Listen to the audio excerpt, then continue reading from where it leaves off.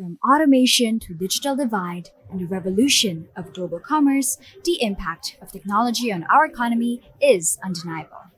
Welcome to Economix Insight, where we dive deep into the world of economics and explore the future of our global economic landscape.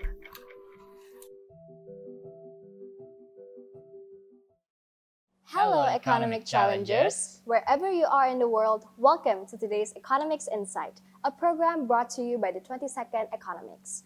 My name is Crisalyn Marpaung. And I'm Ervan Ashafra. And together, we'll be your hosts for today's Economix Insight. So, Ervan, can you briefly tell us what Economix Insight is? Sure.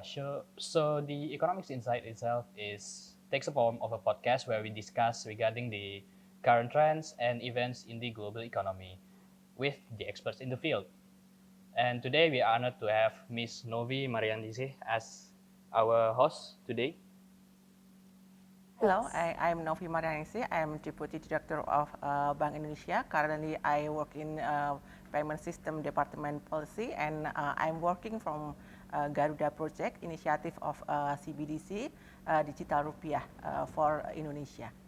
All right. Thank you so much, Ms. Novi, for your time and for allowing us to shoot this Econ site, especially in the CBDC office right now. So it's really an honor for us to have you here, Ms. Novi. So to give a brief introduction to our economic challengers, today we'll be discussing more focus to the digitalization and on the money market, balancing between its threat and the opportunities. Right, and to begin, we'll start with our first question. We'd like to hear more from you, Ms. Novi, and also from the works of the Central Bank of Indonesia regarding what was the urgency of digitizing the currency and even the money market as a whole. Okay, thank you. It's a great question. I think it's different central banks have any background for the developing the digital currency rights. It's more comfort from the financial inclusions, maybe from the country that they have like a household with the low level of financial inclusion, or maybe for the wholesale CBDC, they want to promote their financial markets, and then there is a central bank or countries that solely due to the payment system to improve their efficiency on payment system. For Bank Indonesia itself, it's regarding to the digital rupiah, we have initiative of Project Garuda. We currently experiments of the rupiah digital, and we finish for the wholesale cash ledger. As the white paper, and there is iteration mode for the digital rupiah. As for the immediate stage, we will experiment on the wholesale cash ledger, and we already finished it, and we will introduce our reports to the publics and the finalization. And the second iteration, we will go to the securities ledger. It's more deep into the digitalization our assets into the internal Bank Indonesia or asset outside Bank Indonesia, and we will also explore the cross-border digital rupiah connection with the other countries, and at the end we will explore the retail CBDC for the that can be accessed for the us individual. Okay, sure. So I would like to ask what is the difference between the currently circulating digital currencies between that and the one issued by the central bank, which is Bank Indonesia? Okay. Maybe this is different concept, right? For the digital currency that's already circulates in the economic right now, it's like a cryptocurrency. It's issued by private, and it's I think it's not backed up by the assets. But for the central bank digital currency like digital rupiah, it will issue from central bank, actually from Indonesia. It's from Bank Indonesia, and it's backed by Indonesia. So it's like maybe for the retail, it's like cash or paper money that we have in our wallets, and maybe for the wholesale, it's like reserve in the Bank Indonesia account. So it's like different. So for the central bank digital currency, they have a zero of default risk because central bank back up all of the CBDC. But for the cryptocurrency, there is nobody that have back up the money. So it's like different kind of digital currency. All right. Okay. So I think one of the most important factors of money in general is people's trust, right, Miss? So, how the civilians, how the public trust that currency as their everyday use. So, if we might ask, how does the Bank of Indonesia try to promote the digital currency in order for the public to trust that currency then? Okay, actually, it's a hard question, right? How we, make the public trust to the digital currency, but maybe it's like, if you given the money from central bank, it's like zero risk, right? So it's like, if you have like 1 million money in your paper, it's like 1 million, right? But if you put in the commercial bank, if maybe something happened to the commercial bank, you have like limit, right? That you saved on the commercial bank, but maybe you cannot take your 1 million from the commercial bank, but the commercial bank have the, like collapse or something like that. So, yeah, there's a difference about the digital currency that's backed up by central bank or digital currency that issued by private. Okay. All right. So maybe in that case, we would like to follow up, Miss. Based on the analysis from the Central Bank of Indonesia, maybe from your analysis as well, what are the current opportunities and threats towards digital currencies at the moment? Okay, maybe for the first one is maybe we talk about the private digital currency, right? So about the cryptocurrency. Maybe in Indonesia we not trade as the payments tools in Indonesia. We trade it as the asset, digital assets that maybe in the financial system authority jurisdiction that they will supervise the digital currency, or we talk the crypto assets.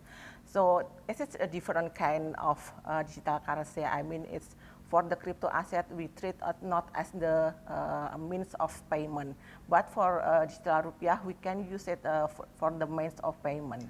Oh, okay. Okay, I see. So that's one of the opportunities then, yeah. Okay, how about the threats, Miss? Is there any drawbacks, maybe possible threats towards the initiative that the central bank is currently working at? Okay, maybe for the digital rupiah initiative, the threat I think is maybe come for the retail CBDC. Yeah, for the wholesale we will sure that there is no threat or for the economics, but for the retail maybe we will take it more to the analysis that we will before we go to the retail CBDC, because if we go to the retail CBDC, like we don't know it compete with the other commercial bank, because if some concern about the crowding out of commercial bank or like privacy in the retail CBDC, and maybe we have a lot of homework about that. Maybe it's in the retail, there's possibility in the threat is in the retail CBD. I think for the wholesale is maybe we can say that it's like industry is support us to issuance the wholesale digital rupiah for the settlement, maybe for the asset and the transaction between financial institutions. But for the retail, maybe we have more attention before we go further to the experimentation on retail CBDC. That's why Bank Indonesia will focus first in the wholesale CBDC, boost cash ledger for the settlement and the securities ledger for the digital assets. Oh, Okay, sure. So I would like to ask again about the retail CBDC itself. Like as you mentioned before, that the retail CBDC can be used as the individual of the person. Maybe like some of the citizens of Indonesia seen that CBDC having a threats like maybe like financial inclusion. How Bank Indonesia will cope with these sentiments being thrown by the citizen itself? Okay, maybe as you know, Indonesia is still have a homework for financial inclusion, right? From the World Bank, we have like maybe like 53 for the people, adult people that have in-class financial inclusion. But Susena says it that more than 83% of people that already have a financial inclusion. So we seen the gap, you know, like for the World Bank, they use like the conventional or traditional measurement. They use the access to financial institution, but for the Susenas, they use more broad assessment or analysis based on their access to financial asset, like you know, they count like e-money to assess the financial, right? So we seen the opportunity of this to use the retail CBDC for the financial inclusion tools, because we saw that, and there is you know, like maybe our future generation, right, they will prefer to use digital rather than conventional money, right? As maybe you, both of you will, you know, I don't know that you have wallet or no, but I think you already maybe have fund, right? So for the retail CBDC, they will use the, you know, like phone, but not the smart one. I think they have low capability technology that can use in the retail CBDC. And for that, we all for the retail CBDC, there is a offline capability. So it's not depend on the network availability. That you can use the CBDC or digital rupiah when there is no network available in your environment. So I think it's can use in the remote area that maybe can reach by the industry. And in our red paper, we also mentioned that Bank Indonesia can also you know, like distribute the retail CBD one tier from Bank Indonesia direct to the individual. If there is maybe you know, industry not want to go to the market, I think if they don't have any opportunity of the value added or, you know, like business arrangement of that, so that Bank Indonesia can go to the remote area. Okay. All right, so maybe one of the questions that are currently circulating right now is, will cryptocurrency or will digital currency be the future money for all of us to use? So there won't be any physical money or etc. What do you think, Miss? Okay, maybe it's not, yeah, digital currency is the future of money, but it's a complement, not replace. I think we still, you know, need the currency both in the, you know, cash like paper money or coin. I think maybe it's, you know, it's technological aspect they have, you know, maybe something like security aspect, or, you know, we don't really on the network availability. So it's like a backup complement, not the, you know, like we will replace. But I think for the cryptocurrency, maybe as you know, young people, maybe both of you juga also invest in the cryptocurrency. So I think for digital currency, for digital rupiah will use in the settlement of crypto asset, and then it will make sure Bank Indonesia have, you know, like control for the money supply process, because it is important for Bank Indonesia as the monetary authority and financial stability to make sure the money process in the economy. So we don't know if, you know, like cryptocurrency is maybe trade on the shadow central banking or shadow currency that Bank Indonesia not cover the, you know, like ability to supervise it. And for it's for the, you know, like if it's happened that Bank Indonesia lose its control from the monetary policy and financial stability. So I think rupiah digital is very important for the economy of Indonesia, not for the, you know, like means of payment, but it's also for the monetary and financial stability instruments. Okay, I see. So I also would like to ask, as today Many or maybe majority of the countries around the world, they are currently also developing the CBDC itself, and as Indonesia also developing the digital rupiah, uh, is there any potential for the CBDC from the Bank Indonesia at the global market itself in competing with the other countries, or easier transaction between countries? Okay, maybe it's like the cross-border transaction, right? Yeah. Yeah. Actually, we already mentioned the first time that Bank Indonesia will focus first in the domestics, in development experimentation of Rupiah digital wholesale in the domestic. But yes, we will try to explore the feasibility of cross-border, because in the cross-border payment there is like homework, there's high cost, low speed, and there is many lack of information. That's so that's maybe it's Rupiah digital or digital Rupiah will address this issue. Yes. As you mentioned, that a lot of countries export the cross-border CBDC, maybe like Embris, Dunbar, and Jura. Yeah, there is like several schemes for the cross-border transactions, but Bank Indonesia will make sure which one suit for our country, because for Indonesia, like we are emerging country, right? So we are prone for the foreign exchange volatilities. It's like we have to make sure the capital flows management, the foreign exchange arrangement. So which one arrangement that suitable for the Indonesian economy that we will address it first, then we will make sure to the cross-border transaction. So when we talk about digital currencies, Miss, the one circulating right now is cryptocurrencies, which are decentralized, as we all may know. So is there a way to know whether the digital rupiah will later on be decentralized finance as well, or will it still be part of the Bank Indonesia in the long term?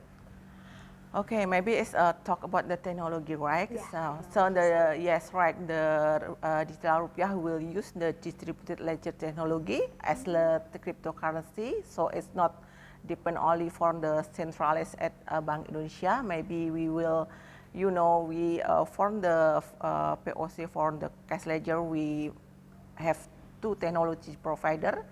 Then we seen there is like a trade-off about the privacy and the security, and we will improve that. So we will still use the distributed ledger technology, but maybe Bank Indonesia will take the role more than the private sector. So yeah, this is distributed ledger technology, but Bank Indonesia will take more like role in the center of that. Okay, so as today there are also like the digital countries that issued not by the central banks. As the Bank Indonesia launch its CBDC, will it be competing with the currently circulating digital currencies? I think it's a different aspect, right? As I mentioned before, that digital currency in Indonesia is not treated as the means of payment, right? So it's like asset. So for Rupiah digital, we will use it for the settlement for the digital asset, and I think it's not will compete, but we will complement the environment for digital currency. Since we know that the implementation of the digital rupiah, or even the Garuda project as a whole, is very tech-based, very centralized on technology, right, Bu? So do you think that there will be a reformation on the policies or the monetary policies that Indonesia currently has in order to adapt to the developments of technology, do you think? I think for it's actually hard question about the monetary system for Bank Indonesia. But as you know, for the white paper and the consultative paper, maybe you already read the paper that already we published. Bank Indonesia will still maintain the two-tier for the retail CBDC. So it makes sure the Bank Indonesia at the top of the monetary system and the commercial bank and other financial institution in the immediately right, and then individual in the bottom. So I think for the monetary system it will not change, right? But we will use the the value added of the digital rupiah like smart contract in the to use in the monetary instrument like SRBI. We will use in the securities ledger of SRBI, and maybe it will depending the market, because we have still homework on the financial market depending, right? So I think it's opportunity for us, for Bank Indonesia, to improve our monetary instrument tool using the digital rupiah. But the monetary system not change. So it's the tool that changes, Yeah, not yeah. the system. All right. Additional tool, not change, but there is complements. Complement. All Okay. right. Talking about complement, actually, you've mentioned that the digital rupiah will be both in wholesale and retail. So maybe for our audiences here who are not that well known with the macroeconomics, could you further explain the difference between wholesale and retail, and why did the Bank of Indonesia decided to do both instead of Okay. one over the other? Okay, maybe first explanation about the wholesale and retail, right? So wholesale rupiah digital or CBDC is digital currency that issued by Bank Indonesia, is only can be accessed by financial institution. In the conventional way, we have like reserve in the Bank Indonesia account, our RTGS, and then for the retail CBDC is the CBDC or a digital rupiah that issued by Bank Indonesia that could be accessed by individual like us. So it's a different end user. I think for the wholesale, it's only can use for the segmented user like financial institution like commercial bank, and for the retail CBDC, it's also can use by individual. So for the wholesale CBDC, we use it like instrument monetary tool. As I said before, it's complement the current instrument monetary tool policy and the financial deepening, as we will use the securities ledger or digital asset for the wholesale. I mean, first we will the targeted the financial institution, but for the retail CBDC we have like a different aspect of different target. We will use maybe for the financial inclusion, or maybe complement like settlement for the cryptocurrency asset. Yeah, it's maybe for the retail CBDC is much broader than the wholesale CBDC. Okay, so as there are two types of the digital rupiah itself, there are wholesale and the retail. Can the one of the kind be converted to other type of the, like maybe the wholesale one converted to the retail one? Okay, maybe If yes.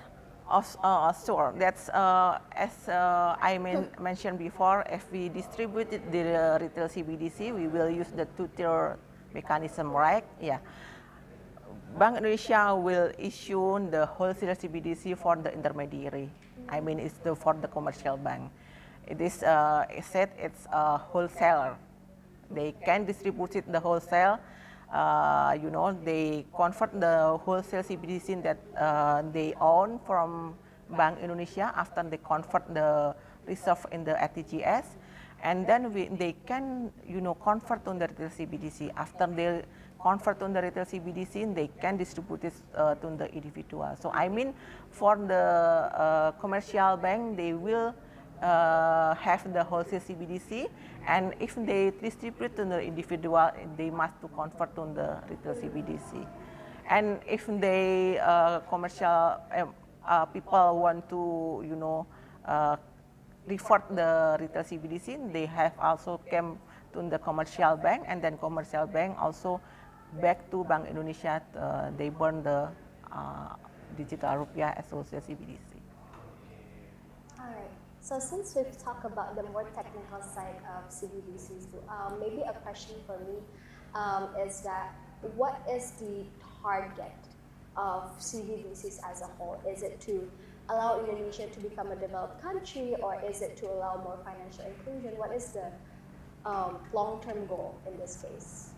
I think maybe like digital rupiah, as I mentioned, is the complement, right? So maybe like there is there is right now there is trust money that we can use in the like distributed ledger and like crypto asset. There is our money now we cannot use in the settlement of the cryptocurrency, right? So I think maybe the ultimate goal of Bank Indonesia is like accelerate the financial inclusion. Maybe we also that after the pandemic we accelerate the financial digital and financial economic, right? So I think Bank Indonesia will use the digital rupiah to make sure that our digital economy growth in the proper way. Okay. All right, maybe one last question is, do you have any special message to our audiences, our young generations here, maybe to promote using digital currencies or to be more brave in investing in digital currencies? Maybe you can. Okay, thank you. Maybe for the young people that saw this podcast, maybe there is you have to know the concept of digital currency itself before invest in the cryptocurrency, because as the it's a asset, right? Yeah. Like if like high risk, will have return, Yes. right? If you mean you prefer the low risk, you come to the low profit. But I think cryptocurrency it will increase in the the future, and maybe you will aware that Bank Indonesia will still experiment on the digital rupiah, and it will come the urgency to launch or the digital rupiah. We will make sure that economy in the right track. Wow, that's a wonderful session that we had, don't you think? Yes, it is really wonderful. Yeah.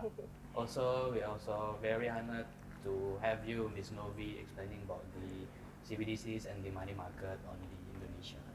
Yeah, and we've definitely learned a lot. We've learned on the basics of digital currencies, even to the workings of what the Central Bank of Indonesia is currently working at the moment.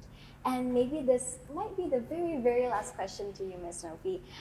Could you maybe share to us which website or what source can our audiences refer to learn more on Garuda project and the works of Central Bank of Indonesia? Okay, maybe thank you so much. I happy to share the like our experience in experimentation of Garuda project in for digital rupiah, and maybe for the progress of digital rupiah, you can check the website of Bank Indonesia about the project Garuda. We already have 3 publications right there.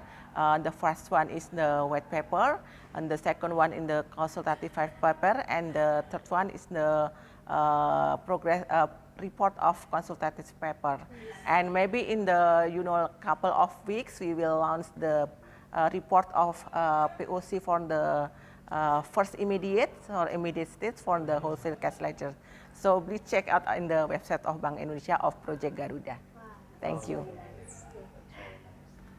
Yeah, so thank you very much, Ms. Novi, for having you. And we, on behalf of the 22nd Economics, we would like to thank you once again on the opportunity in collaborating for this episode of the Economix Insight. And to all of our listeners as well, thank you so much for listening to today's session. My name is Chrysalyn. And I'm Erwan. We're signing out as the 22nd Economix Insight hosts.